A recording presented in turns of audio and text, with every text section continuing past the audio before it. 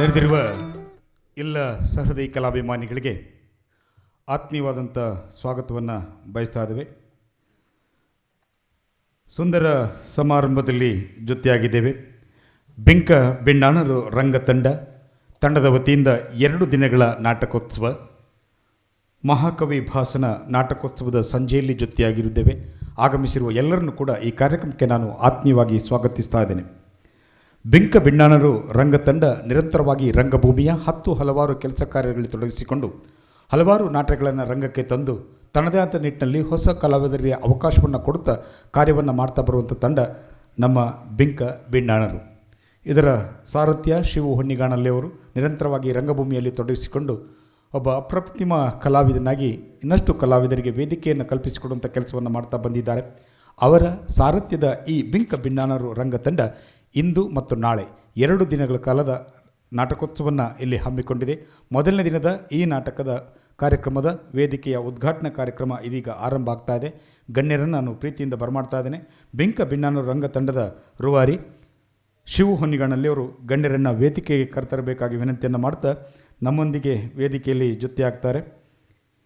ಹಿರಿಯರು, ಮಾರ್ಗದರ್ಶಕರು, ನಮಗೆಲ್ಲರಿಗೂ ಕೂಡ ಆದರ್ಶಪ್ರಾಯರು ಆಗಿರುವ ರಂಗ ಪ್ರೋತ್ಸಾಹಕರಾಗಿರುವ ಹಿರಿಯ ವಕೀಲರಾಗಿರುವ ಲಯನ್ ಸಿದ್ದಪ್ಪ ಅವರು ನಮ್ಮೊಂದಿಗಿದ್ದಾರೆ. ನಿಮ್ಮೆಲ್ಲರ ಚಪ್ಪಾಳೆಯೊಂದಿಗೆ ಲಯನ್ ಸಿದ್ದಪ್ಪ ಅವರನ್ನು ನಾನು ಪ್ರೀತಿಯಿಂದ ವೇದಿಕೆಗೆ ಬರಮಾಡ್ತಾ ಇದ್ದೇನೆ.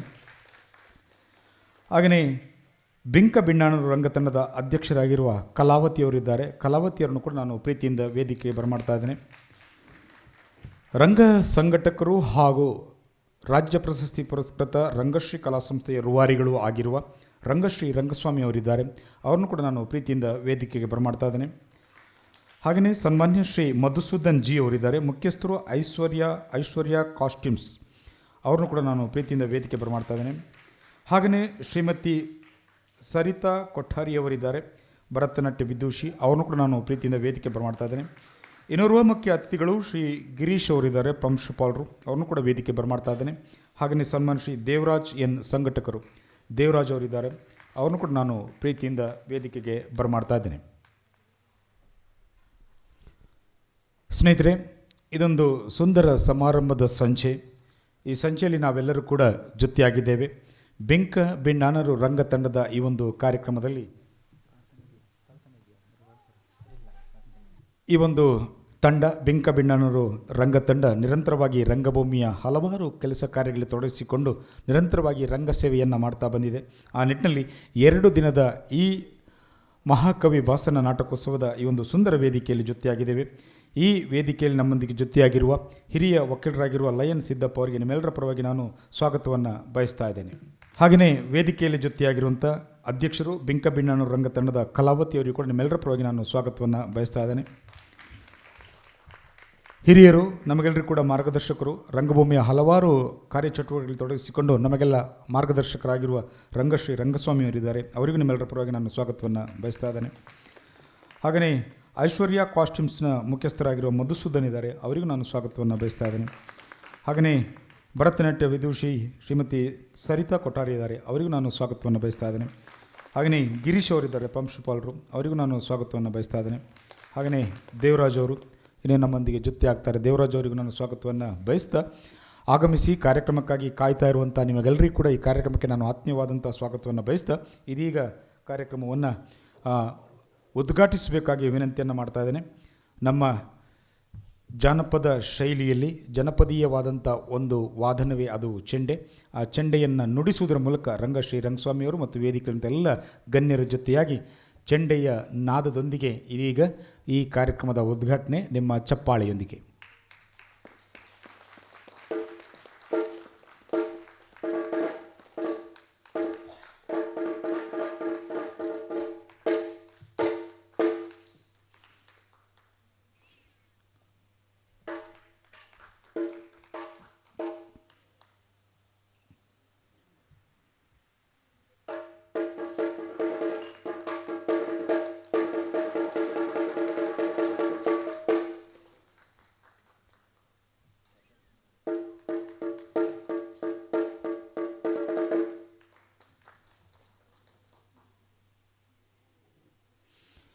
ಚೆಂಡೆಯ ಟೆಂಕಾರದೊಂದಿಗೆ ಕಾರ್ಯಕ್ರಮವನ್ನು ಉದ್ಘಾಟಿಸಿದಂಥ ಎಲ್ಲ ಗಣ್ಯರಿಗೆ ವಂದನೆಗಳು, ಅಭಿನಂದನೆಗಳು. ಈ ಬಿಂಕ ಬಿಣ್ಣಾನರು ರಂಗ ತಂಡದ ಈ ಒಂದು 2 ದಿನಗಳ ಸುಂದರವಾದಂಥ ನಾಟಕೋತ್ಸವ ಇಂದು ಮತ್ತು ನಾಳೆ. ಈ ದಿನ ದೂತ ಘಟೋತ್ಕಚ ನಾಟಕವಾದರೆ ನಾಳೆ ಕರ್ಣಭಾರ ಎನ್ನುವಂಥ ನಾಟಕ ಈ ವೇದಿಕೆಯಲ್ಲಿ. ಈ ಕಾರ್ಯಕ್ರಮವನ್ನು ಉದ್ಘಾಟಿಸಿದ ಹಿರಿಯರಾದಂಥ ರಂಗಶ್ರೀ ರಂಗಸ್ವಾಮಿಯವರು ಒಂದೆರಡು ಶುಭ ನುಡಿಗಳೊಂದಿಗೆ ಕಾರ್ಯಕ್ರಮಕ್ಕೆ ಶುಭವನ್ನು ಹಾರೈಸಬೇಕು.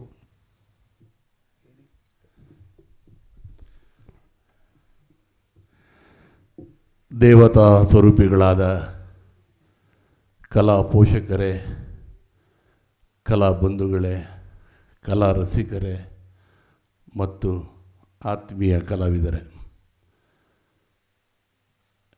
ಇವತ್ತಿನ ಈ ಕಾರ್ಯಕ್ರಮ ನನ್ನ ಸಹೋದರ ಶಿವು ಹೊನ್ನೇಗಾನಹಳ್ಳಿ ವರ್ಷದಲ್ಲಿ 365 ದಿನ ತಿಂಗಳಲ್ಲಿ 2-3 ನಾಟಕಗಳನ್ನು ಮಾಡ್ತಾ ಇಂಥ ವೇದಿಕೆ ಮೇಲೆ ಇರುವ ಮಹಾಪುರುಷರನ್ನ, ಹಿರಿಯರನ್ನ ಕರೆದು ಅವರು ಗೌರವಿಸುವ ಮೂಲಕ ಕಲಾ ಸೇವೆ ಮಾಡ್ತಾ ಬಂದಿದ್ದಾರೆ. ಇವತ್ತು ಘಟೋತ್ಕಚ ನಾಟಕ ನಾನಾದರೂ ಹೇಳ ಬಯಸ್ತೀನಿ, ಕಲಾ ಘಟೋತ್ಕಚ ನಮ್ಮ ಶಿವು.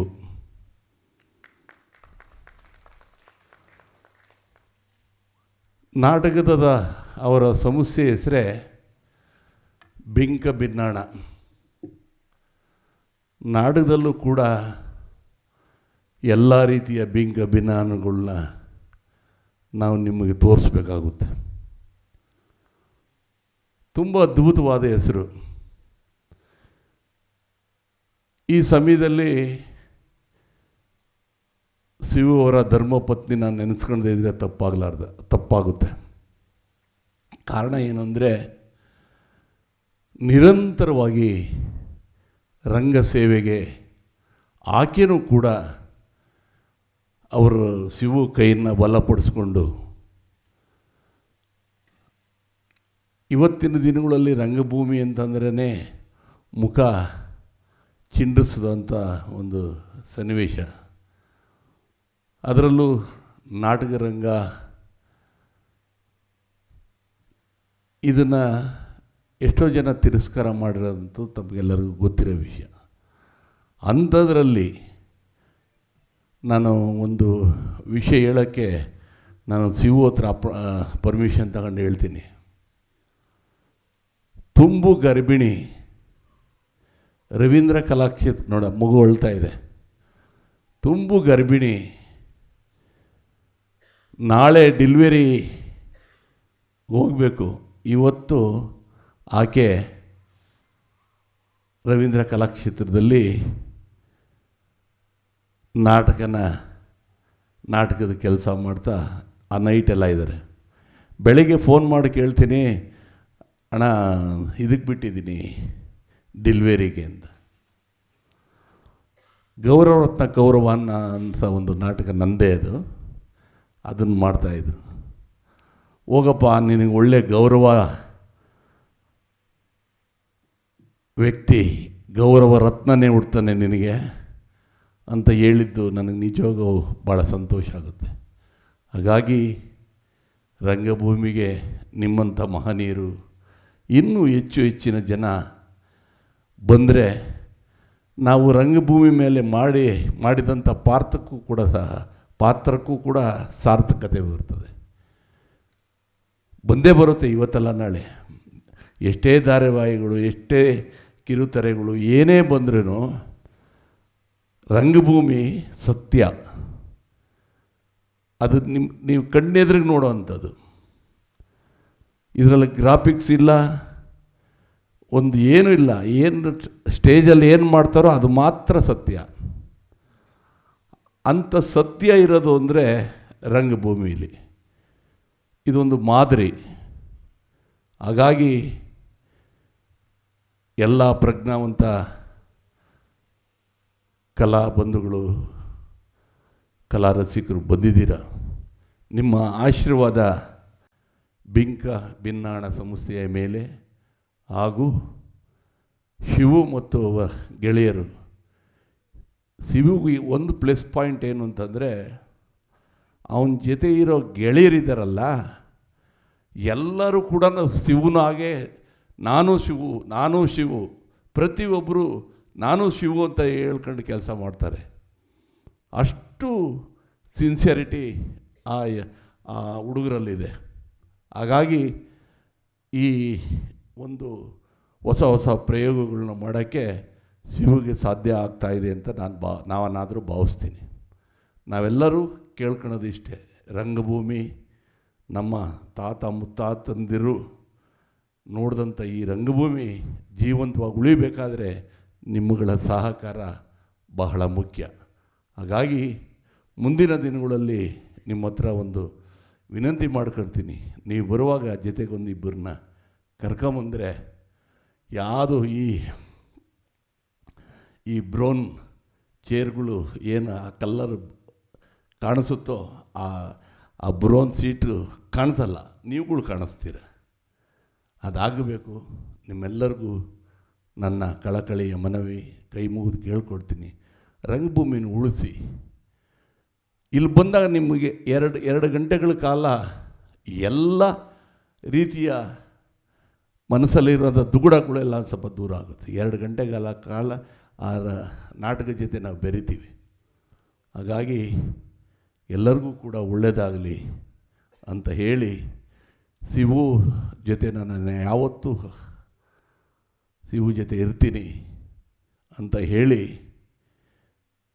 ನಿಮ್ಮೆಲ್ಲರಿಗೂ ನನ್ನ ಹೃದಯಪೂರ್ವಕವಾದ ನಮಸ್ಕಾರಗಳನ್ನು ತಿಳಿಸಿ ನಾನು ಮಾತು ಮುಗಿಸ್ತೀನಿ. ಜೈ ಹಿಂದ್, ಜೈ ಕರ್ನಾಟಕ ಮಾತೆ.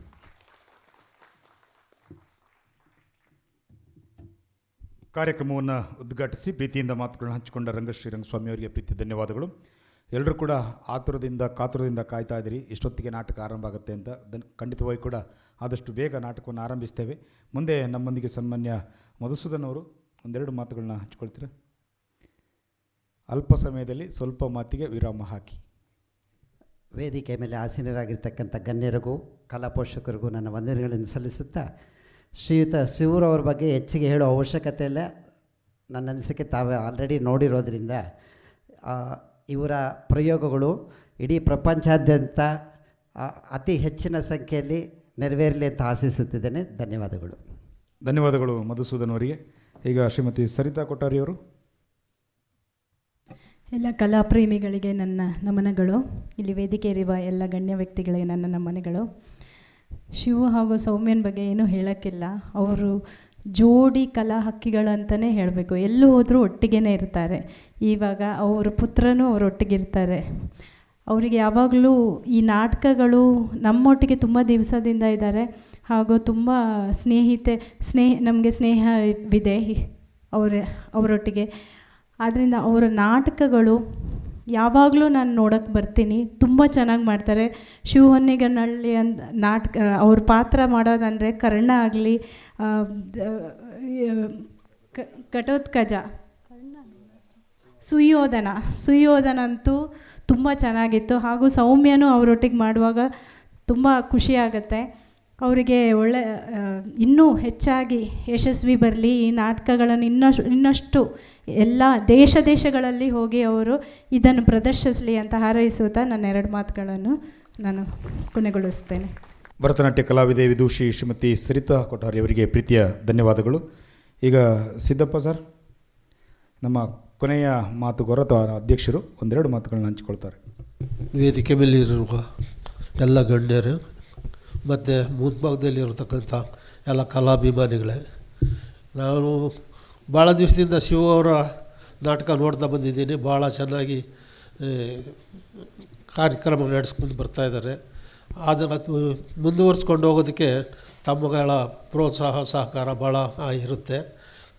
ಈಗ ಬಂದಿರೋದು ಕಡಿಮೆ ಜನ ಆದ್ರೂ ಕೂಡ ನಿಮ್ಮ ಅಭಿಮಾನಕ್ಕೆ ನಾವೆಲ್ಲ ಕೃತಜ್ಞರಾಗಿರ್ತೇವೆ.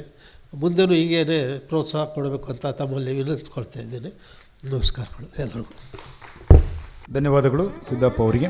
ಇದೀಗ ನಮ್ಮ ಭಾರತೀಯ ಸಂಸ್ಕೃತಿಯಂತೆ ಬಂದಿರುವ ಅತಿಥಿಗಳನ್ನು ಗೌರವಿಸಬೇಕು. ಅತಿಥಿ ದೇವೋಭವ ಎನ್ನುವ ಹಾಗೆ ಗಣ್ಯರೆಲ್ಲರನ್ನು ಕೂಡ ಗೌರವಿಸಬೇಕಾಗಿ ವಿನಂತಿಯನ್ನು ಮಾಡ್ತಾ ಇದ್ದೀನಿ. ಇಂದಿನ ಕಾರ್ಯಕ್ರಮದಲ್ಲಿ ನಮ್ಮೊಂದಿಗೆ ಜೊತೆಯಾಗಿ ಹಿರಿಯರಾಗಿ ನಮಗೆಲ್ಲ ಮಾರ್ಗದರ್ಶನ ಮಾಡಿದಂಥ ಸಿದ್ದಪ್ಪ ಅವರಿದ್ದಾರೆ. ಲಯನ್ ಸಿದ್ದಪ್ಪ ಹಿರಿಯ ವಕೀಲರು, ಅವ್ರನ್ನ ಪ್ರೀತಿಯಿಂದ ಗೌರವಿಸಬೇಕಾಗಿ ವಿನಂತಿಯನ್ನು ಮಾಡ್ತಾ ಇದ್ದೀನಿ.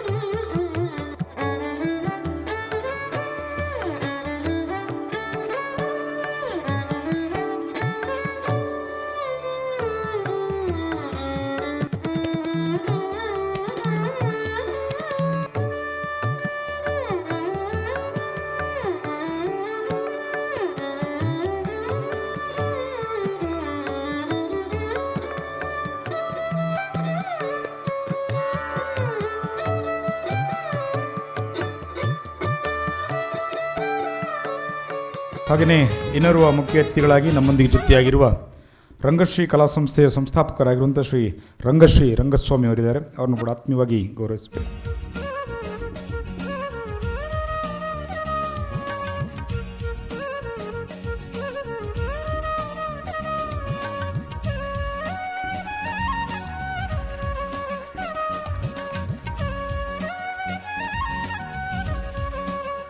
ಹಾಗೆಯೇ ಇನ್ನೋರ್ವ ಮುಖ್ಯ ಅತಿಥಿ, ಮಕ್ಕಳನ್ನು ತಿದ್ದಿ ತೀಡಿ ಸಮಾಜಕ್ಕೆ ನೀಡುವಂತಹ ವಂಶಪಾಲರು ಗಿರೀಶ್ ಅವ್ರನ್ನು ಕೂಡ ಅಭಿನಂದಿಸಬೇಕು ಅಂತ ಕೇಳ್ಕೊಳ್ತಾ ಇದ್ದೀನಿ.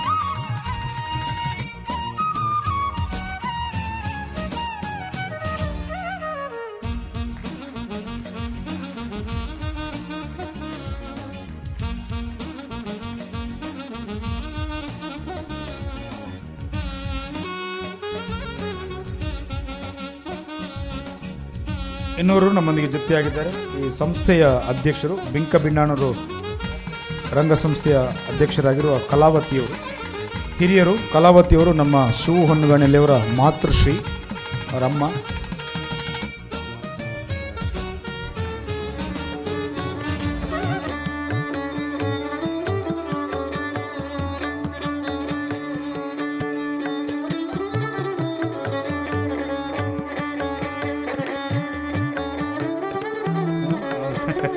ಅತ್ತೆಗೆ ಸೊಸೆಯರಿಂದ ಪ್ರೀತಿಯಿಂದ ಗೌರವಾರ್ಪಣೆ ಇರಲಿ. ಕಲಾವತಿಯವರು ಅಧ್ಯಕ್ಷರು, ಬಿಂಕಬಿನಾನರು ರಂಗತಂಡ, ನಮ್ಮ ಶಿವು ಹೊನ್ನಗಣಿಯವರ ಮಾತೃಶ್ರೀ. ಇನ್ನೋರ್ವ ಮುಖ್ಯ ಅತಿಥಿ ನಮ್ಮೊಂದಿಗಿದ್ದಾರೆ ಶ್ರೀಮತಿ ಸರಿತಾ ಕೊಠಾರಿಯವರು, ಭರತನಾಟ್ಯ ವಿದೂಷಿ ಶ್ರೀಮತಿ ಸರಿತಾ ಕೊಠಾರಿ. ಅವ್ರನ್ನು ಕೂಡ ಪ್ರೀತಿಯಿಂದ ಅಭಿನಂದಿಸಬೇಕು ಅಂತ ವಿನಂತಿ ಮಾಡ್ತಾ ಇದ್ದೀನಿ.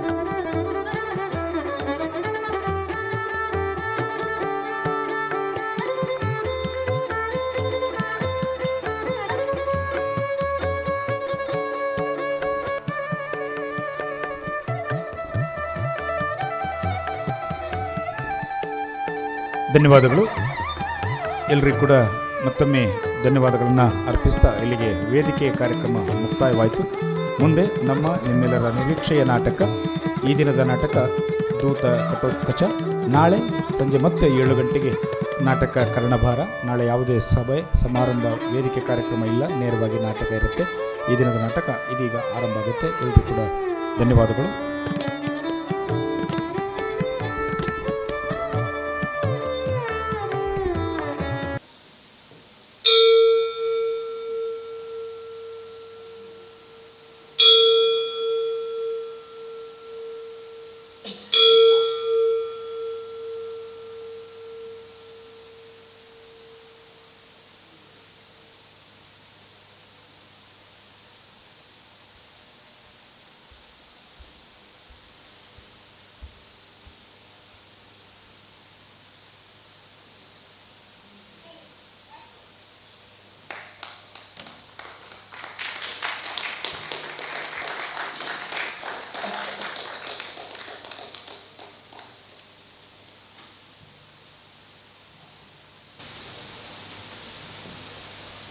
ಒಲೆ ಹತ್ತಿ ಉರಿದೆಡೆ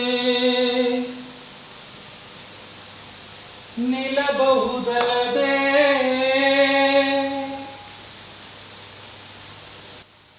ಧರೆ ಹತ್ತಿ ಉರಿದೆಡೆ ನಿಲ್ಲಲು ಬಾರದು ಕೂಡಲ ಕೂಡಲ ಸಂಗಮ ದೇವಾ, ಕೂಡಲ ಸಂಗಮ ದೇವಾ. ಏರಿ ನೀರುಂಬೊಡೆ ಬೇಲಿಕಾಯ ಮೇವೊಡೆ, ನಾರಿ ತನ್ನ ಮನೆಯಲ್ಲೇ ಕಳುವಡೆ.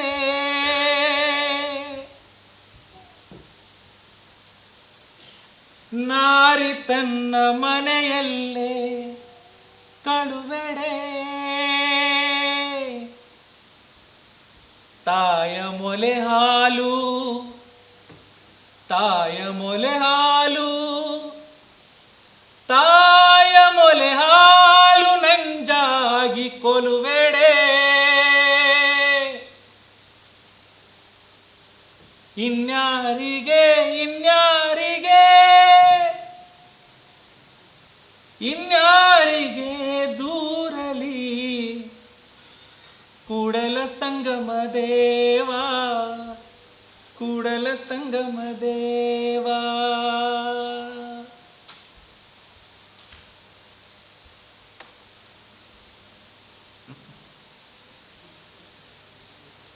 ಇದೇನಪ್ಪ ಇವನು ಪುರಾಣದ ಕತೆ ಹೇಳ್ತೀನಿ ಅಂತ ಕರೆದು ಬಸವಣ್ಣನ ವಚನ ಹೇಳ್ತಾ ಇದ್ದಾನೆ ಅಂತ ಅನಿಸ್ತಾ ಇರ್ಬೋದು ನಿಮಗೆಲ್ಲ. ಹೌದು, ನಾವಿವತ್ತು ಪ್ರದರ್ಶನ ಮಾಡ್ತಿರೋ ನಾಟಕ ಪುರಾಣದ್ದೇ. ಮಹಾಕವಿ ಭಾಸನ, ದೂತ ಘಟೋತ್ಕಚ. ಆದರೆ ಈ ವಚನದ ಸಾರದಂತೆ ಈ ನಾಟಕ ನನಗೆ ಭಾಸವಾಗ್ತದೆ. ಭಾಸಕವಿ ಘಟೋತ್ಕಚನ ಚಿತ್ರಿಸಿರೋ ರೀತಿ ಆಗಿದೆ. ಕಾಡಿನ ಸ್ವಚ್ಛಂದ ವಾತಾವರಣದಲ್ಲಿ ತನ್ನ ತಾಯಿ ಜೊತೆ ಆನಂದವಾಗಿ ಬೆಳೀತಿದ್ದಂತಹ ಘಟೋತ್ಕಚನನ್ನ ಕುರುಕ್ಷೇತ್ರ ಯುದ್ಧದ ನಿಮಿತ್ತ ತನ್ನ ತಂದೆ ಭೀಮ ಅವನನ್ನ ನಗರಕ್ಕೆ ಕರೆತರ್ತಾನೆ. ನಗರದ ಘೋರ ರಾಜಕೀಯದ ದುರಂತಗಳ ಅರಿವಿಲ್ಲದ ಘಟೋತ್ಕಚ ಇಲ್ಲಿ ಕೃಷ್ಣನ ಆಣತಿಯಂತೆ ದೂತನಾಗ್ತಾನೆ. ಘಟೋತ್ಕಚ ಹೇಗೆ ದೂತ ಆಗ್ತಾನೆ? ಹೌದು, ಅಭಿಮನ್ಯುವಿನ ಕೊಲೆ ಆಗುತ್ತೆ. ಅಭಿಮನ್ಯುವಿನ ಕೊಲೆ ಆದಾಗ ಕೃಷ್ಣ ಧೃತರಾಷ್ಟ್ರನಿಗೆ ಒಂದು ಸಂದೇಶ ಕಳಿಸ್ತಾನೆ. ಸ್ವತಃ ಕೃಷ್ಣ ಹೋಗ್ಬೇಕಾಗಿರುತ್ತೆ, ಆದರೆ ಅಲ್ಲಿ ಘಟೋತ್ಕಚನನ್ನ ದೂತನನ್ನಾಗಿ ಮಾಡಿ ಕಳಿಸ್ತಾನೆ. ಅದರೊಳಗೂ ಒಂದು ಹುನ್ನಾರ ಇದೆ. ತಂದೆಯಾಗಿ ಪೊರೆಬೇಕಾದಂತಹ ಭೀಮ ಘಟೋತ್ಕಚನನ್ನ ತಂದೆಯಾಗಿ ಪೊರೆಯಿಲ್ಲ. ತಾಯಿಯ ಪ್ರೀತಿ ಕೊಟ್ಟು ಆರೈಸಬೇಕಾಗಿದ್ದಂಥ ಕೃಷ್ಣ ಕೂಡ ಘಟೋತ್ಕಚನನ್ನ ಇಲ್ಲಿ ಆರೈಸಕ್ಕಾಗಲಿಲ್ಲ. ಘಟೋತ್ಕಚ ಕೃಷ್ಣನ ಸಂದೇಶಗಳನ್ನು ಹೊತ್ತು ಧೃತರಾಷ್ಟ್ರನ ಅರಮನೆಗೆ ಬರ್ತಾನೆ. ಅಲ್ಲಿ ದುರ್ಯೋಧನ ಸಹಚರರ ಜೊತೆ ಮಾತಿನ ಚಕಮಕಿಗಳು ನಡೆದಿವೆ. ಇದರಿಂದ ಕ್ರುದ್ಧನಾದ ದುರ್ಯೋಧನ ಒಂದು ಯುದ್ಧದ ರಾತ್ರಿ ಘಟೋತ್ಕಚನ ಕರ್ಣನ ಸಹಾಯದಿಂದ ಕೊಲೆ ಮಾಡಿಬಿಟ್ಟಾನೆ. ಅದಕ್ಕೆ ನಾನು ಈ ವಚನ ಪ್ರಾರಂಭದಲ್ಲಿ ಹೇಳಿದ್ದೆ, ತಾಯ ಮೊಲೆ ಹಾಲು ನಂಜಾಗಿ ಕೊಲುವೆಡೆ, ಇನ್ನಾರಿಗೆ ಹೇಳಲಿ ಕೂಡಲ ಸಂಗಮ ದೇವ. ಆತನನ್ನ ಕಾಪಾಡಿ ಕೊರೆಯಬೇಕಾದವರೇ ಆತನನ್ನ ಸಾವಿಗೆ ದೂಡಿದ್ದು ಅಂತ ನನಗೆ ಇಲ್ಲಿ ಅನ್ನಿಸಿತು. ಪ್ರೇಕ್ಷಕ ಮಹಾಪ್ರಭುಗಳಲ್ಲಿ ನನ್ನ ವಿನಂತಿ, ನಾಟಕ ಪ್ರದರ್ಶನಕ್ಕೆ ಅಡ್ಡಿ ಬಾರದಂತೆ ತಮ್ಮ ತಮ್ಮ ಮೊಬೈಲ್ ಫೋನ್ಗಳನ್ನು ನಿಷ್ಕ್ರಿಯಗೊಳಿಸಬೇಕು ಅಥವಾ ನಿಶಬ್ದಗೊಳಿಸಬೇಕಾಗಿ ಕೇಳ್ಕೊತಾ ಇದ್ದೀನಿ. ಅಯ್ಯೋ, ವಿಜ್ಞಾಪಿಸಿರಿ ವಿಜ್ಞಾಪಿಸಿರಿ. ನಾನು ನಿಮ್ಮಲ್ಲಿ ವಿಜ್ಞಾಪಿಸಲು ತೊಡಗಿರುವಾಗಲೇ ಏನೋ ಗದ್ದಲವಾಗುವ ಹಾಗೆ ಕೇಳುತ್ತಿದೆ. ಇರಲಿ, ನೋಡೋಣ.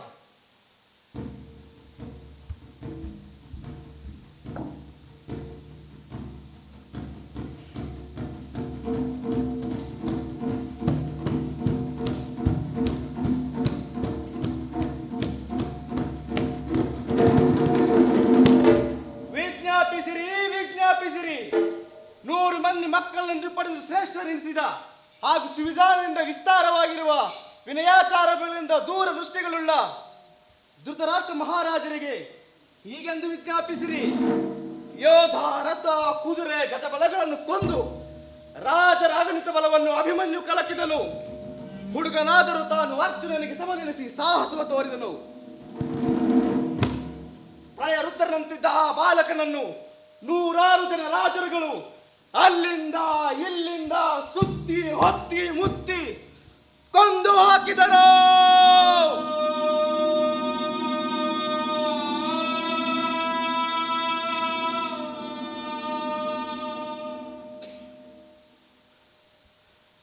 ಗಗನದಲ್ಲಿ ನಿಂದವನ ಸಾಹಸವನ್ನು ನೋಡ ಬಂದವನ ಪಿತಾಮಹನ ತೊಡೆ ಏರಿದನೆಂದು ವಿಜ್ಞಾಪಿಸಿರಿ.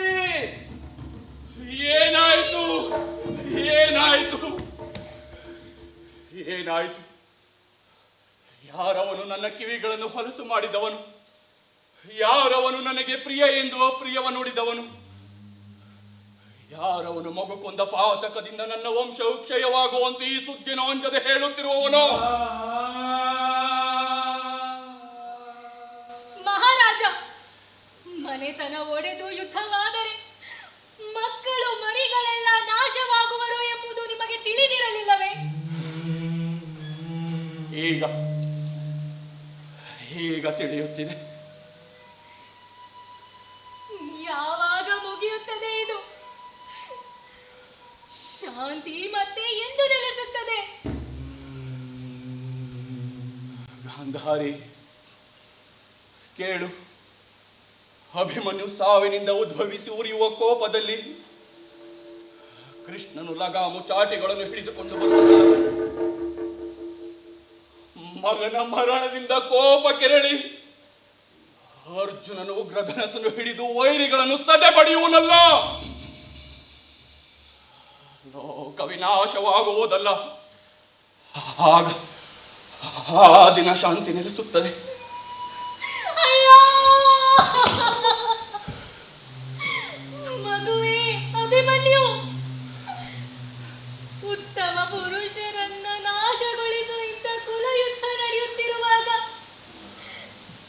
ಹುಡುಗುತನದಿಂದ ಯಾಕಪ್ಪ ಮಧ್ಯೆ ನುಗ್ಗಿದೆ? ಅಯ್ಯೋ ಮಗುವೇ, ಎಲ್ಲಿ ಹೋದೆಯಪ್ಪ?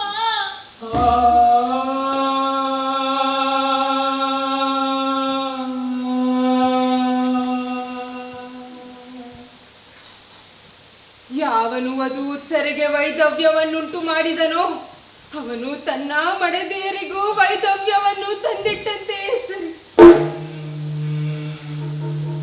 ಯಾರವನು? ಸಾಗರದಂತ ಅಪಾರವಾದ ಈ ವ್ಯಸನ ವಾರ್ತೆಗೆ ಸೇತುವೆಯನ್ನು ಕಟ್ಟಿದವನು ಮಹಾರಾಜ ನಾನು. ಯಾರು ನೀನು? ಮಹಾರಾಜ, ನಾನು ಜಯದ್ರಥನಲ್ಲವೇ? ಜಯದ್ರಥ, ಹೇಳು. ಅಭಿಮನ್ಯುವನ್ನು ಕೊಂದವರು ಯಾರು? ಯಾರಿಗೆ ಈ ಜೀವನವು ಬೇಡವಾಯಿತು? ಯಾರು ಪಾಂಡವರೆಂಬ ಪಂಚಾಗ್ನಿಗಳಿಗೆ ಕಟ್ಟಿಗೆ ಆದವನು? ಮಹಾರಾಜ ಕೇಳಬೇಕು. ಬಹುಜನ ರಾಜರುಗಳು ಒಟ್ಟಾಗಿ ಸೇರಿಕೊಂಡು ಅಭಿಮನ್ಯು ಕುಮಾರನನ್ನು ಕೊಂದು ಹಾಕಿದರು. ಜಯದ್ರಥನು ಬರಿಯ ಕಾರಣನಾದ. ಏನೇನು? ಜಯದ್ರಥನು ಕಾರಣನಾದನೆ?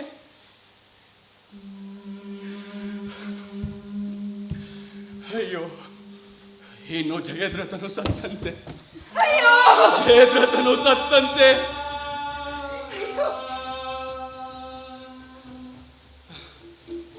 ಯಾರವಳು ಅಳುತ್ತಿರುವವಳು? ಮಹಾರಾಜ, ರಾಜಪುತ್ರಿ ದುಶ್ಯಲೆ. ಮಗಳೇ, ಮಗಳೇ, ಅಳಬೇಡ, ಅಳಬೇಡ. ನಿನ್ನ ಗಂಡ ತಾನಾಗಿ ಆ ಗಾಂಡಿವ ಬಾಣಗಳಿಗೆ ಎದೆಯೊಡ್ಡು ನಿಂತರೆ ನಾವು ತಾನೇ ಮಾಡುವುದಾದರೂ ಏನು? ನಿನ್ನ ಮಾಂಗಲ್ಯ ಸೌಭಾಗ್ಯ ನಿನ್ನ ಗಂಡನಿಗೆ ಬೇಕಾದಂತಿಲ್ಲ. ಹಾಗಾದರೆ ಅಪ್ಪ ನನಗೆ ಅಪ್ಪಣೆ ಕೊಡಬೇಕು. ನಾನು ಕೂಡ ಅವದು ಉತ್ತರೆ ಬಳಿ ಹೋಗುತ್ತೇನೆ. ಅವಳಿಗೇನೆಂದು ಹೇಳುತ್ತೀಯ?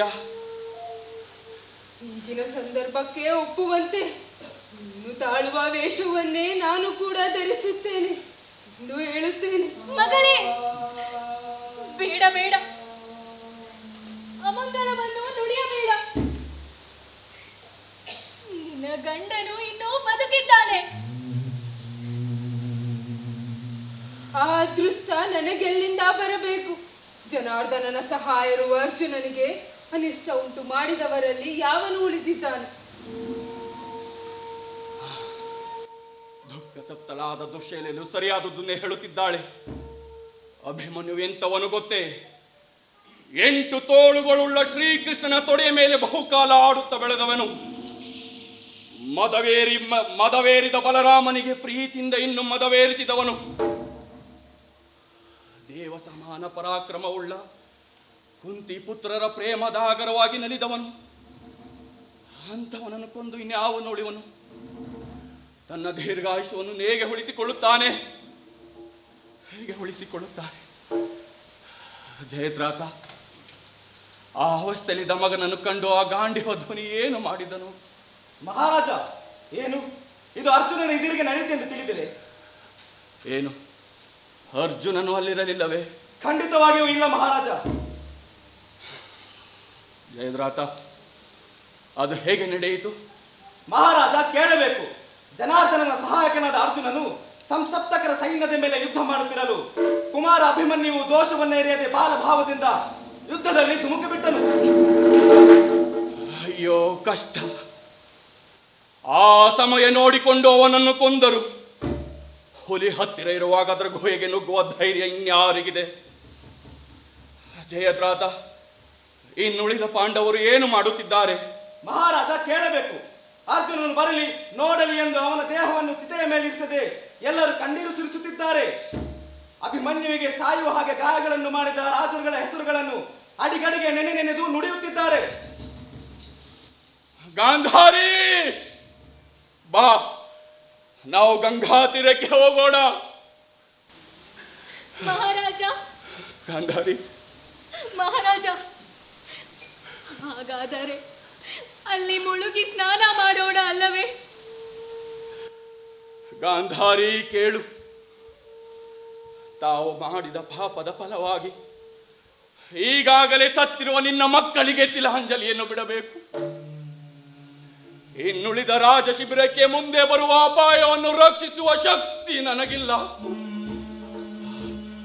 ಆದ್ದರಿಂದ ಅವರಿಗೂ ಈಗಲೇ ಗಂಗಾಜಲವನ್ನು ಬಿಡುವೆನು, ಗಂಗಾಜಲವನ್ನು ಬಿಡುವೆನು, ಗಂಗಾಜಲವನ್ನು ಬಿಡುವೆನು.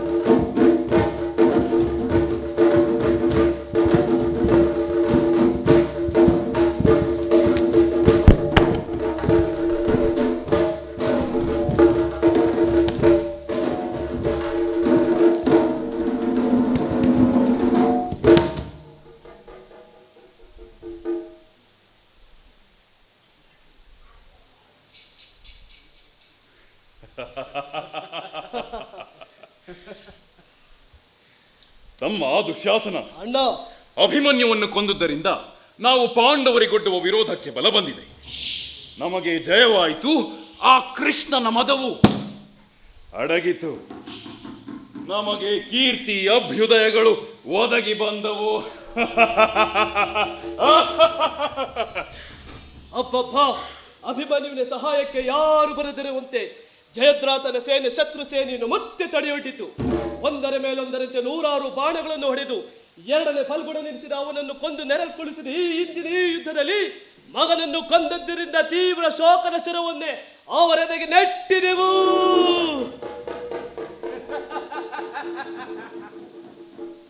ಜಯದ್ರಥನು ಇಂದು ರಣರಂಗದಲ್ಲಿ ಮಹಾಕಾರ್ಯವನ್ನೇ ಮಾಡಿದನು.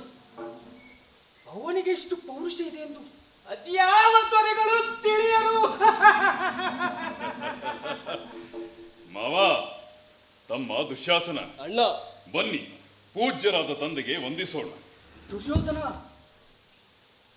ಅಭಿಮನ್ಯುವಿನ ವಿಷಯ ಅವನಿಗೆ ಈಗಲೇ ಹೇಳುವುದು ಬೇಡ. ಈ ಕುಲಯುದ್ಧವು ಸ್ವಲ್ಪವೂ ರುಚಿಸದು. ಪಾಂಡವರಿಗೆ ಅವನು ಒಲಿದಿಹನು. ಅಭಿಮನ್ಯುವನ್ನು ಕೊಂದೆವು ಎಂದರೆ ನಮ್ಮನ್ನೇ ಬೈಯುವನು. ಮೊದಲು ಸಂಪೂರ್ಣ ಯುದ್ಧ ಮುಗಿಸೋಣ, ಆಮೇಲೆ ನಕ್ಕು ನಲಿಯುತ್ತಾ ಅವನನ್ನು ಕಾಣುವುದು ಸರಿ. ಆಗದು, ಹೀಗೆನ್ನಲಾಗದು. ಹೇಗಾದರೂ ಇರಲಿ, ಏನಾದರೂ ಆಗಲಿ, ಮೊದಲು ಪೂಜ್ಯರಾದ ತಂದೆಗೆ ವಂದಿಸೋಣ ಬನ್ನಿ.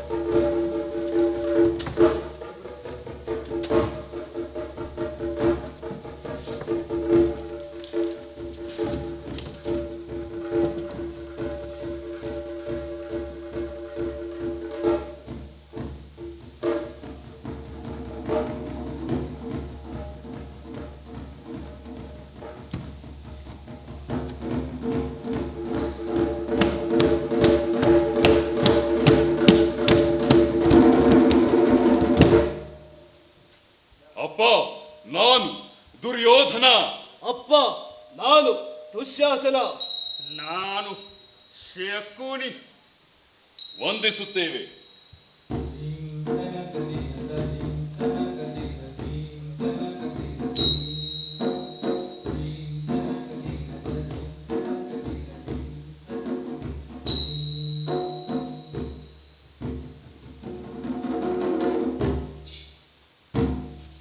ಏನಿದು?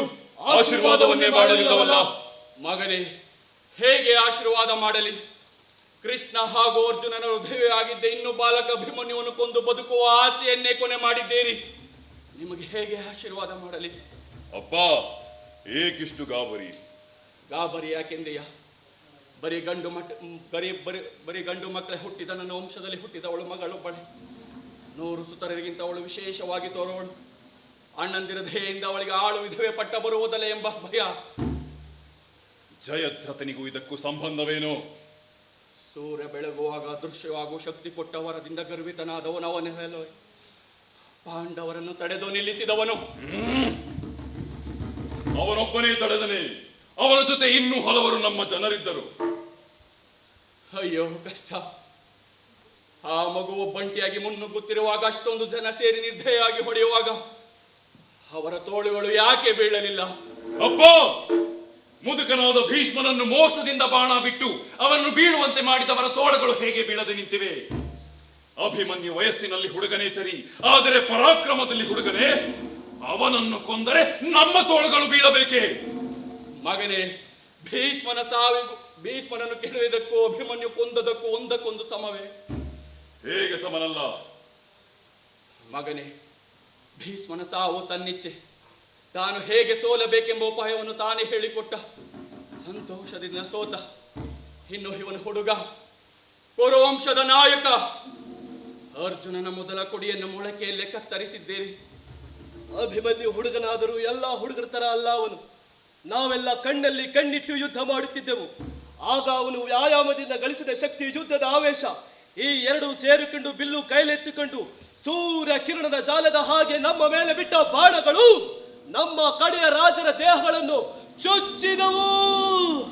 ಅಯ್ಯೋ, ಆ ಸುಭದ್ರೆಯ ಮಗ ಏಕಾಂಬಿ ಸತ್ತ ಸುದ್ದಿ ಕೇಳಿ ದುಃಖದಿಂದ ಬೆಂದ ಅಭಿಮನ್ಯು ಏನು ಮಾಡುತ್ತಾನೋ? ಏನು ಮಾಡುತ್ತಾನೆ? ಏನು ಮಾಡುತ್ತಾನೆ? ನಿಮಗೆ ಆಯುಸುಳಿದಿದ್ದರೆ ನೀವೇ ನೋಡುತ್ತೀರಿ. ಅಪ್ಪ, ಅದು ಯಾರು? ಆ ಅರ್ಜುನನೆಂಬುವವನು? ಮಗನೇ, ಅರ್ಜುನನನ್ನು ಅರಿಯೆಯ? ಇಲ್ಲ ಅಪ್ಪ, ಗೊತ್ತಿಲ್ಲ. ಹಾಗಾದರೆ ನನಗೂ ಗೊತ್ತಿಲ್ಲ. ಅರ್ಜುನನ ಬಲ ಮತ್ತು ಪರಾಕ್ರಮ ಕಂಡವರು ಬಹಳ ಜನರಿದ್ದಾರೆ. ಅವರನ್ನು ಕೇಳು. ಅವನ ಬಲವನ್ನು ಪರಾಕ್ರಮವನ್ನು ಬಲ್ಲವರು ಯಾರು? ಮಗನೇ ಕೇಳು, ಹಿಂದೆ ನಿವಾತ ಕವಚರ ಪ್ರಾಣಗಳನ್ನು ಭಾರವಾಗಿ ತೆಗೆದುಕೊಂಡನಲ್ಲ ಆ ಇಂದ್ರನನ್ನು ಕೇಳು. ಕಿರಾತ ರೂಪದಲ್ಲಿ ಬಂದು ಅರ್ಜುನನ ಬಾಣಗಳಿಂದ ಆನಂದಗೊಂಡನಲ್ಲ ಆ ಶಿವನನ್ನು ಕೇಳು. ಖಾಂಡವಧಾನದಲ್ಲಿ ಸರ್ಪಗಳ ಆಹುತಿಯನ್ನು ಸ್ವೀಕರಿಸಿ ತೃಪ್ತನಾದನಲ್ಲ ಆ ಅಗ್ನಿಯನ್ನು ಕೇಳು. ನಿನ್ನನ್ನು ಸೋಲಿಸಿ ಸೆರೆ ಹಿಡಿದನಲ್ಲ ಆ ಗಂಧರ್ವ ಚಿತ್ರಾಂಗದನನ್ನು ಕೇಳು. ಅರ್ಜುನನ ಪರಾಕ್ರಮವು ಇಷ್ಟು ಮಟ್ಟಿನದ್ದಾದರೆ ನಮ್ಮ ಸೈನ್ಯದಲ್ಲಿ ಅವನ ಎದುರು ನಿಂತು ಯುದ್ಧ ಮಾಡುವ ಶೂರರಿಲ್ಲವೋ? ಶೂರರೇ ಇದ್ದರೆ ಯಾರವರು? ಯಾಕೆ ನನ್ನ ಆಪ್ತ ಮಿತ್ರ ಕರ್ಣನಿಲ್ಲವೇ? ನಿನ್ನ ಮಾತುಗಳನ್ನು ಕೇಳುತ್ತಿದ್ದರೆ ನನಗೆ ನಗು ಬರುತ್ತಿದೆ. ಕರ್ಣನೇ ಪಾಪ, ಅವನೇ ಸ್ವತಃ ಕಷ್ಟದಲ್ಲಿದ್ದಾನೆ. ಕಷ್ಟದಲ್ಲಿದ್ದಾನೆಯೇ? ಅದು ಹೇಗೆ? ಮಗನೇ ಕೇಳು, ಸುಳ್ಳನ್ನಾಡಿ ಸಂಪಾದಿಸಿದ ಅಸ್ತ್ರಗಳು ವಿಫಲವಾಗಿ ತನ್ನ ಅರ್ಧ ಬಲ ಹೋಯಿತು. ಇಂದ್ರ ಬಂದು ಬೇಡಿದಾಗ ಕವಚ ಕೊಟ್ಟು ತನ್ನ ಇನ್ನರ್ಧ ಬಲ ಕಳೆದುಕೊಂಡ. ಅವನಿಗೆ ಇದೆಗಾರಿಕೆ ಇದೆ, ಒಪ್ಪಿಕೊಳ್ಳುವೆ. ಇಂದ್ರ ಅಗ್ನಿರುದ್ರರು ಕೃಷ್ಣನಿಗೆ ಅರ್ಜುನನಿಗೆ ಕೊಟ್ಟ ಹಾಗೆ ಇವನಿಗೂ ಏನಾದರೂ ಅಸ್ತ್ರಗಳನ್ನು ಕೊಟ್ಟಿದ್ದರೆ ಆಗ ಅವನು ಅರ್ಜುನನಿಗೆ ಸಮವೆನಿಸಬಹುದು. ನೀವು ನಮ್ಮನ್ನು ನಿಂದಿಸುವುದರಲ್ಲಿ ಗಟ್ಟಿಗರು. ಯಾರು? ಶಕುನಿಯೋ? ಅಯ್ಯ ಶಕುನಿ, ಯಾವಾಗಲೂ ಜೂಜಿನಲ್ಲಿ ಕಾಲ ಕಳೆಯುವ ನಿನ್ನಿಂದ ನನ್ನ ವಂಶದಲ್ಲಿ ವೈರಾಗ್ಯ ಹುಟ್ಟಿದೆ. ನೀನಿಟ್ಟ ಬೆಂಕಿಯಿಂದ ನನ್ನ ಮಕ್ಕಳೆಲ್ಲ ಸುಟ್ಟು ಹೋಗುತ್ತಾರೆ.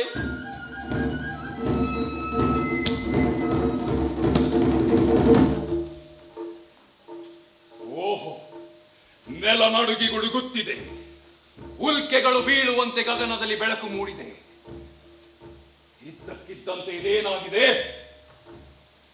ಮಗನೇ, ನನಗೆ ಹೀಗೆ ತೋರುತ್ತಿದೆ, ಮೊಮ್ಮಗನ ಸತ್ತ ಸುದ್ದಿ ಕೇಳಿ ಇಂದ್ರನ ಕಣ್ಣೀರ ಹನಿಗಳು ಉಲ್ಕೆಯ ರೂಪದಲ್ಲಿ ಬೀಳುತ್ತಿರಬಹುದು. ಜಯದ್ರಥ,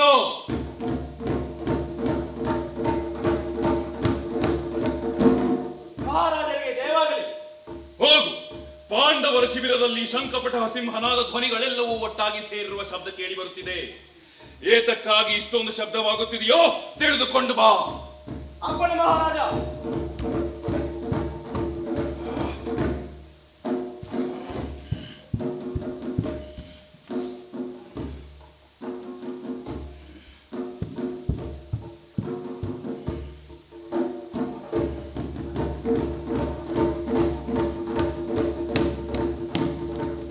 ಮಹಾರಾಜರಿಗೆ ಜಯವಾಗಲಿ. ಸಂಸಪ್ತಕರ ಸೈನ್ಯದ ಮೇಲೆ ದಾಳಿ ಮಾಡಿ ಮರಳಿ ಬಂದ ಅರ್ಜುನನು ಹತನಾದ ತನ್ನ ಮಗನನ್ನು ತೊಡೆ ಮೇಲೆ ಇರಿಸಿಕೊಂಡು ಕಣ್ಣೀರು ಸುರಿಸುತ್ತಿದ್ದನಂತೆ. ಆಗ ಕೃಷ್ಣ ಜರಿದು ಆಕ್ಷೇಪಿಸಿದಾಗ ಅರ್ಜುನ ಪ್ರತಿಜ್ಞೆ ಮಾಡಿದನಂತೆ. ಏನೆಂದು ಪ್ರತಿಜ್ಞೆ ಮಾಡಿದನಂತೆ? ಯಾರು ನನ್ನ ಮಗನನ್ನು ಕೊಂದರೋ, ಅವನು ಸತ್ತರೆಂದು ಯಾರು ಸಂತೋಷದಿಂದ ಹಿಕ್ಕಿದರೋ ಅವರನ್ನೆಲ್ಲ ಸೂರ್ಯಾಸ್ತವಾಗುವುದರೊಳಗಾಗಿ ಕೊಂದು ಹಾಕುತ್ತೇನೆ ಎಂದು ಪ್ರತಿಜ್ಞೆ ಮಾಡಿದನಂತೆ. ಪ್ರತಿಜ್ಞೆ ನಡೆಯದೆ ತಪ್ಪಿದರೆ ಪ್ರಾಯಶ್ಚಿತವೇನಂತೆ? ತನ್ನ ಗಾಂಡೀವದ ಸಮೇತ ಚಿತಾರೋಹಣವಂತೆ. ಚಿತಾರೋಹಣ? ತಮ್ಮ ದುಶ್ಯಾಸನ ಚಿತಾರೋಹಣ, ಮಾವ ಚಿತಾರೋಹಣ. ಅವನ ಪ್ರತಿಜ್ಞೆ ನಡೆಯದಂತೆ ನಾವು ಪ್ರಯತ್ನ ಮಾಡಬೇಕು. ಏನು ಮಾಡುತ್ತೀಯೇ? ಏನು ಮಾಡ್ತೇನೆಯೋ ಯುದ್ಧ ವೀರರೇ,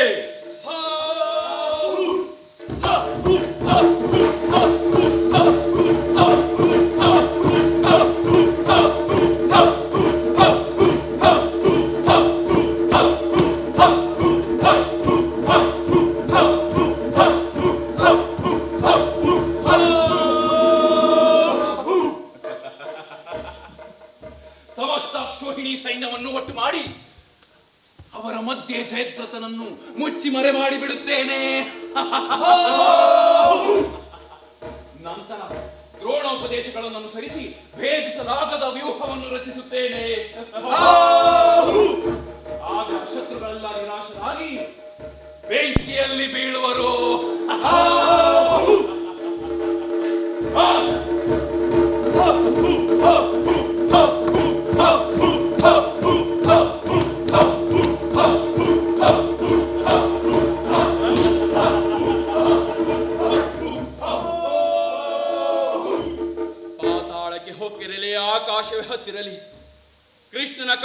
ತಪ್ಪಿಸಿಕೊಂಡಿರುವ ಅರ್ಜುನನ ಬಾಣಗಳು ಅವರನ್ನು ಒಟ್ಟಿಸಿಕೊಂಡು ಬರುವೆವು. ರಾಜದಂಡ ಹಿಡಿದು ತಪ್ಪು ಮಾಡಿದವರನ್ನು ತಕ್ಕ ರೀತಿಯಲ್ಲಿ ಶಿಕ್ಷಿಸುವ ಇಂಥ ರಾಜನ ಮಾತು ಮತ್ತಿನ್ನಾರಾದರೂ ಮಾತನಾಡಿದರೆ ತಕ್ಷಣ ಪ್ರಾಣ ತೆರುತ್ತಿದ್ದರು.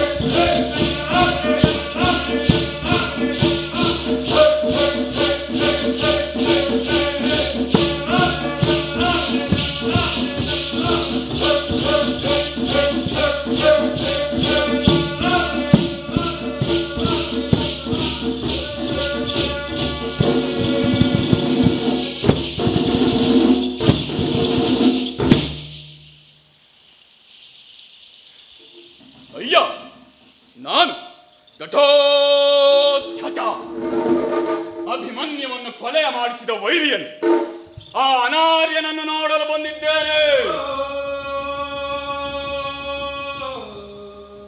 ಆನೆಯು ಅಂಕುಶದ ಅಂಕೆಗೆ ಒಳಪಟ್ಟು ನಡೆಯುವಂತೆ ಶ್ರೀಕೃಷ್ಣನ ಆಜ್ಞೆಯನ್ನು ನಾನಿಲ್ಲಿ ತಂದಿಹೆನು.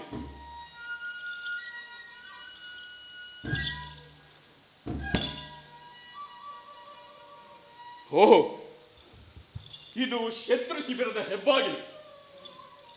ನಾನು ಅಲ್ಲಿಗೆ ನಡೆಯುತ್ತೇನೆ.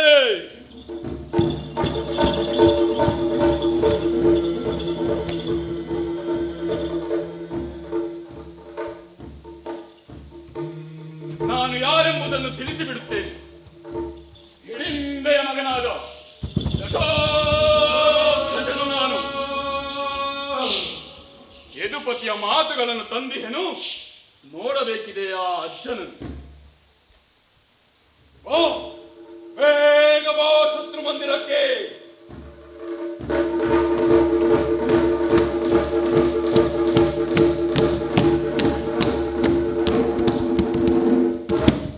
ನಾನು ದುರ್ಯೋಧನ.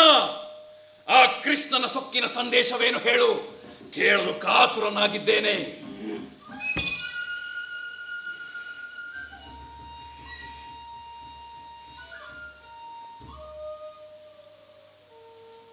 ಇಗೋ, ಈತನೇ ಪೂಜ್ಯನಾದ ಧೃತರಾಷ್ಟ್ರ, 100 ಮಂದಿ ಅನಾರ್ಯರಿಗೆ ತಂದೆಯಾದವನು.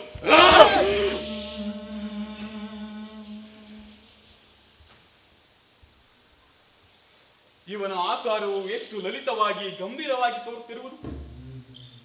ಅಬ್ಬ, ಆಶ್ಚರ್ಯ ಆಶ್ಚರ್ಯ. ಮುದುಕತಾನಾದರೂ ಸುಕ್ಕುಗಳು ಬಂದಿಲ್ಲ. 100 ಮಕ್ಕಳನ್ನು ಪಡೆದರೂ ರೂಪ ಚಳಿಯದೇ ಉಳಿದಿದೆ. ಸ್ವರ್ಗದ ರಕ್ಷಣೆಗೆಂದು ಹೆದರಿದ ದೇವತೆಗಳು ಇವನನ್ನು ಕುರುಡನನ್ನಾಗಿ ಮಾಡಿದರೋ ಏನು? ಇರಲಿ.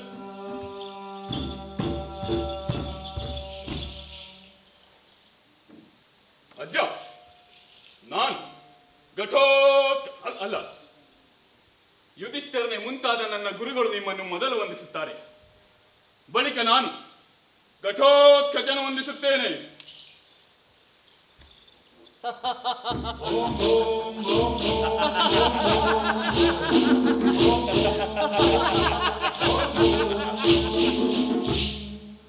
ಬಾ ಮಗು, ಬಾ. ಇದು ಸಂತೋಷದ ಸುದ್ದಿಯಲ್ಲ. ನಿನ್ನ ಸೋದರನ ಸಾವಿನಲ್ಲಿ ನಿನಗೆಷ್ಟು ಸಂಕಟವೋ ಅಷ್ಟೇ ಸಂಕಟ ನನಗೂ ಇದೆ. ನನ್ನ ಮಕ್ಕಳ ಅಪರಾಧದಿಂದ ನನಗಿಂತ ಕಾರ್ಪಣ್ಯ ಬಂದಿತು. ಪೂಜ್ಯರಾದ ನೀವು ಒಳ್ಳೆಯ ಮನಸ್ಸುಳ್ಳವರು. ಎಲ್ಲ ಶುಭಗಳು ನಿಮ್ಮಿಂದಾಗಬೇಕು. ಆದ್ದರಿಂದಲೇ ಭಗವಂತನಾದ ಚಕ್ರಾಯುಧನು ಹೀಗೆ ಹೇಳಿರುವನು, ಏನು ಭಗವಂತನಾದ ಚಕ್ರ ಅದನ್ನು ಏನು ಅಪ್ಪಣೆ ಮಾಡಿದ್ದಾನೆ? ಬೇಡ ಬೇಡ, ನೀವು ಕುಳಿತುಕೊಂಡೇ ಜನಾರ್ದನನ ಸಂದೇಶವನ್ನು ಕೇಳಬೇಕು. ಶ್ರೀಕೃಷ್ಣನು ಹೇಗೆ ಹೇಳಿದರೆ ಹಾಗೆ ಅವನ ಸಂದೇಶವೇನು ಹೇಳು. ಅಜ್ಜ, ಹೇಳುತ್ತೇನೆ ಕೇಳು.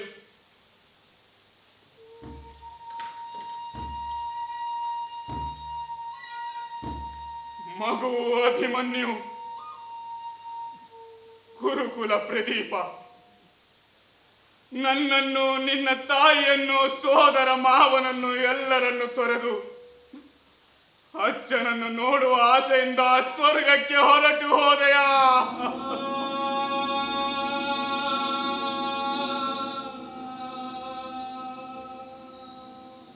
ಎಂದು ಅರ್ಜುನನು ಗೋಳಾಡಿದನು.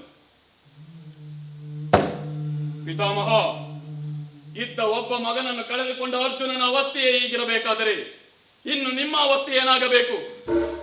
ಆದ್ದರಿಂದಲೇ ಪುತ್ರ ಶೋಕದಿಂದ ಅರ್ಜುನನ ಹೊಟ್ಟೆಯಲ್ಲಿ ಹುಟ್ಟಿದ ಬೆಂಕಿ ನಿಮ್ಮನ್ನು ಸುಡದೇ ಇರಬೇಕಾದರೆ ಈಗಲೇ ನಿಮ್ಮ ಬಲವನ್ನೆಲ್ಲ ಒಟ್ಟುಗೂಡಿಸಿಕೋ ಎಂದು ಕೃಷ್ಣನು ಸಂದೇಶ ಕಳುಹಿಸಿದ್ದಾನೆ. ಏನು ಕ್ರೋಧ ಕಾರ್ಯದಿಂದ ಶ್ರೀಕೃಷ್ಣನು ಇಂತಾಡಿದನೆ. ಪಾರ್ಥನು ಎಲ್ಲ ಕ್ಷತ್ರಿಯನ್ನು ಕೊಲ್ಲುವುದು ನಿಶ್ಚಿತ. ಈ ಮಾತನ್ನು ಕೇಳಿ ನಗೆ ಬರುತ್ತಿದೆ ನನಗೆ. ಏನು ಈ ಮಾತು ನಿನಗೆ ನಗೆಗೀಡಾಯಿತೋ? ಹೌದು, ನಗೆಗೀಡಾಯಿತು. ಅರ್ಜುನನೊಬ್ಬನೇ ಇಡೀ ರಾಜಮಂಡಲವನ್ನೆಲ್ಲ ಕೊಂದು ಹಾಕುತ್ತಾನೆ ಎಂದು ಆ ಕೃಷ್ಣ ಹೊಟ್ಟೆ ಹುರಿಯಿಂದ ಹೇಳಿ ಕಳುಹಿಸಿದ್ದಾನಲ್ಲ. ಏನು ಎಲ್ಲಾ ದೇವತೆಗಳನ್ನು ಒಟ್ಟಾಗಿ ಸೇರಿಸಿಕೊಂಡು ಮಂತ್ರ ಹಾಕಿ ನಮ್ಮನ್ನು ನಿರ್ಬಲರನ್ನಾಗಿ ಮಾಡಿಬಿಡ್ತಾನಂತೇನೋ? ನನ್ನ ಮಾತು ಕೇಳಿ ನಗುವಿರಾ? ಕೃಷ್ಣ ಕಳುಹಿಸಿದ ಸಂದೇಶವನ್ನು ಕೇಳಿ ನಗುವಿರಾ? ದುರ್ಯೋಧನ, ಪಾರ್ಥನು ಏನು ತಾನೇ ಮಾಡುವನು ಎನ್ನುವುದನ್ನು ಕೇಳಿ ನಗುವಿರಾ? ದುರ್ಯೋಧನ, ನಿನ್ನ ನಡತೆ ನಿನ್ನ ಯೋಗ್ಯತೆಗೆ ಸರಿಯಾಗಿಯೇ ಇದೆ, ಕೇಳಿಲಿ.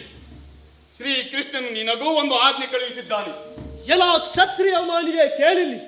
ಯಾರ ಆಜ್ಞೆಯನ್ನು ಭೂಮಿಯ ಮೇಲಿರ ರಾಜರುಗಳೆಲ್ಲ ಚಿರಸಾವಹಿಸುವರೋ ಅಂತಹ ದುರ್ಯೋಧನನಿಗೆ ರಾಜನೇ ಅಲ್ಲದ ಗೊಲ್ಲ ಆಜ್ಞೆ ಕಳುಹಿಸಿದ್ದಾನಂತೆ. ಆಜ್ಞೆ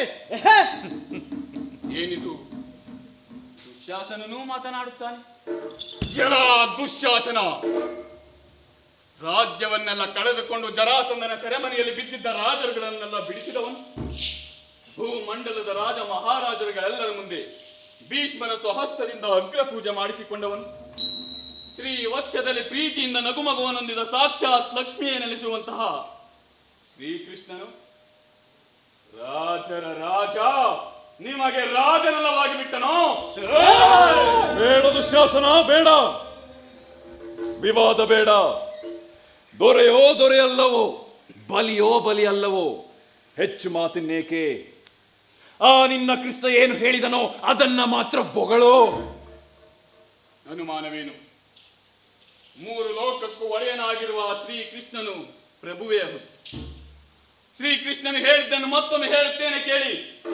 ಕ್ಷತ್ರಿಯರ ನಾಶ ಸಿದ್ಧವಾದಂತೆಯೇ ಸರಿ.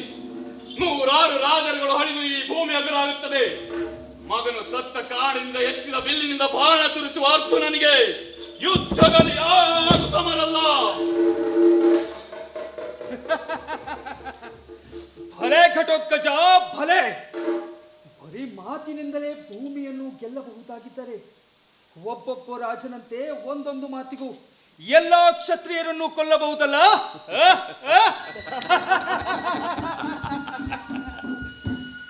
ಏನಿದು? ಶಕುನಿಯೂ ಮಾತೆತ್ತಿದನು. ಎರ ಕುನ್ನಿ ಶಕುನಿ, ಪಗಡೆ ಆಟಕ್ಕೂ ಯುದ್ಧಕ್ಕೂ ಇರುವ ವ್ಯತ್ಯಾಸ ನಿನಗೆ ತಿಳಿದಿದೆಯೋ? ದಾಳ ಉರುಳಿಸುವುದಕ್ಕೂ ಬಾಣ ಬಿಡುವುದಕ್ಕೂ ಇರುವ ವ್ಯತ್ಯಾಸ ನಿನಗೆ ತಿಳಿದಿದೆಯೋ? ಇಲ್ಲಿ ನಡೆಯಬೇಕಾದದ್ದು ಒಳಸಂಚಿನ ರಾಜಕೀಯವಲ್ಲ, ಉಗ್ರವಾದ ಬಾಣಗಳ ಜೊತೆ ಆಟ ಆಡಬೇಕು. ಇಲ್ಲಿಡಬೇಕಾದ ಪಣ ಇನ್ನೊಬ್ಬನ ಹೆಂಡತಿಯನ್ನಲ್ಲ, ನಿನ್ನ ಪ್ರಾಣ. ಇವನು ನನ್ನ ಹುಟ್ಟುಗುಣವನ್ನೇ ತೋರಿಸುತ್ತಿರುವರು. ನಿನ್ನ ನಿಜವಾದ ಬಣ್ಣ ಈಗ ಹೊರಬಿತ್ತು.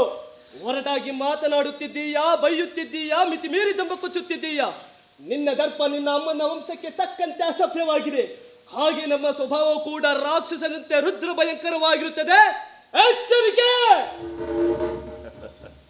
ಶಾಂತಂ ಪಾಪಂ ಶಾಂತಂ ಪಾಪಂ. ರಾಕ್ಷಸರಿಗಿಂತ ನೀವೇ ಕ್ರೂರತಮರು.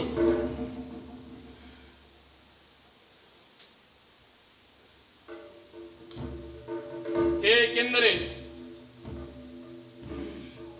ಸೋದರ ಪತ್ನಿಯ ಮುಡಿ ಹಿಡಿದು ಹೆಳೆದಾಡುವುದಿಲ್ಲ ರಾಕ್ಷಸರು.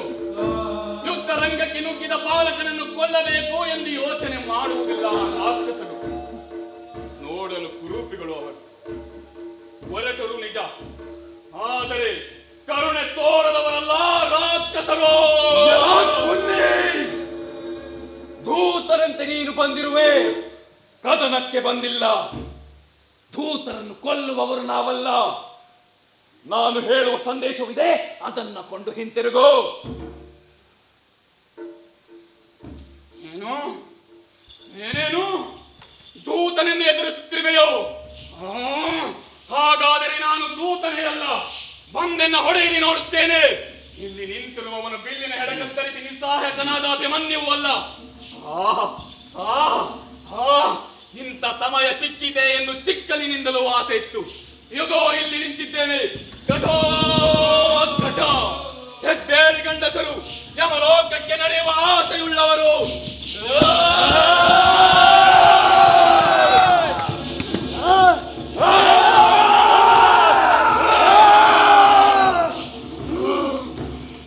ಮಗು ಘಟೋತ್ಕಚ, ಮೊಮ್ಮಗನೇ ತಾಳಿಕೋ, ನನ್ನ ಮಾತನ್ನು ಕೇಳು.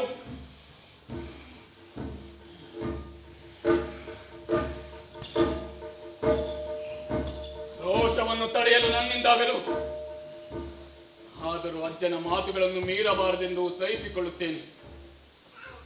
ಅಜ್ಜನ ಮಾತಿನಂತೆ ನಾನು ದೂತನೇ ಆಗಿದ್ದೇನೆ. ಹೇಳು ಚಕ್ರಾಯುಧನಿಗೆ ನಿನ್ನ ವಿಜ್ಞಾಪನೆ ಏನು? ಕೇಳಿದಿರಾ? ವಿಜ್ಞಾಪನೆಯಂತೆ ವಿಜ್ಞಾಪನೆ. ನಾನು ಹೇಳಿದೆ ಎಂದು ಆ ನಿನ್ನ ಕೃಷ್ಣನಿಗೆ ಹೇಳೋ. ಸುಮ್ಮನೆ ವಿನಾಕಾರಣ ನಿನ್ನ ಪೌರುಷಕ್ಕೆ ಸಗ್ಗುವವರು ನಾವಲ್ಲ. ಕೋಪದಿಂದ ಕಳುಹಿಸಿದ ಸಂದೇಶಕ್ಕೆ ಯುದ್ಧವೇ ಉತ್ತರ. 100 ರಾಜರುಗಳು ನನ್ನ ಬಳಿಯೂ ಇದ್ದಾರೆ. ಏ ಕೃಷ್ಣ, ಇರು, ನೀನು ಪಾಂಡವರ ಬಳಿಯೇ ಇರು. ಬರುವೆ, ಬಂದು ಬಾಣಗಳ ಮೂಲಕ ಉತ್ತರ ಕೊಡುವೆ ಎಂದು ಹೇಳುವ ನಿನ್ನ ಕೃಷ್ಣನಿಗೆ.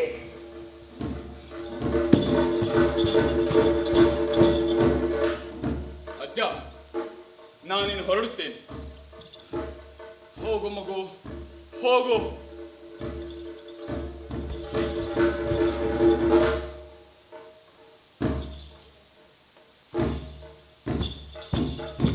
ಎಲೆ ರಾಜರುಗಳೇ, ಜನಾರ್ದನನ ಕಟ್ಟ ಕಡೆಯ ಸಂದೇಶವನ್ನು ಕೇಳಿ ಆಚರಿಸು ಧರ್ಮವನ್ನು, ತೋರು ಸಜ್ಜನರಲ್ಲಿ ಪ್ರೀತಿಯನ್ನು. ನಿಮ್ಮ ಮನದ ಆಸೆ ಏನಿದೆಯೋ ಅದನ್ನು ಹಿಂದೆ ತೀರಿಸಿಕೊಂಡು ಬಿಡಿ. ಏಕೆಂದರೆ ನಾಳೆ ಸೂರ್ಯ ಕಿರಣಗಳ ಜೊತೆ ಯಮ ಪಾಂಡವರ ರೂಪ ಧರಿಸಿ ಬರುತ್ತಾನೆ. ನಿಮ್ಮ ಜನ್ಮಕ್ಕೆ ತಕ್ಕ ಪಾಠ ಕಲಿಸಲು ಬರುತ್ತಾನೆ, ಬಂದೇ ಬರುತ್ತಾನೆ.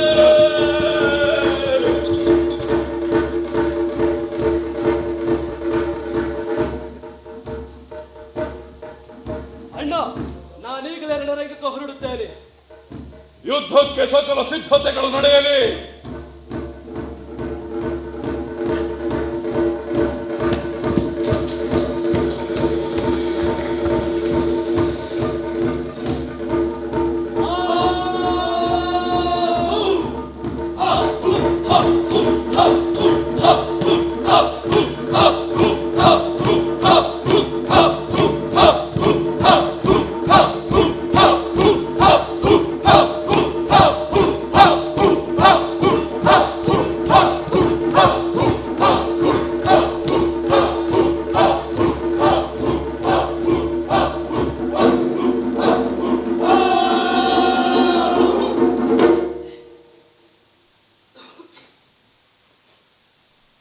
ಸಾಗರವು ನದಿಗಳಿಗೆ ನಿಂತು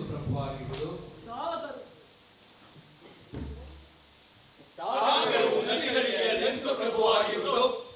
ಅಗ್ನಿಯು ಆಹುತಿಗಳಿಗೆ ಅದೆಂತು ಪ್ರಭುವಾಗಿರುವುದು. ಮನವು ಇಂದ್ರಿಯಗಳಿಗೆ ಅದೆಂತು ಪ್ರಭುವಾಗಿರುವುದು. ಅಂತೆಯೇ ನಾವು ಕಲಿತ ವಿದ್ಯೆಗಳು ನಮಗಂತೂ ಪ್ರಭುವಾಗಿವೆ. ಅಂತೆಯೇ ನಾವು ಗಣಿತ ವಿದ್ಯೆಗಳು ನಮಗಂತೂ ಪ್ರಭುವಾಗಿರುವುದು.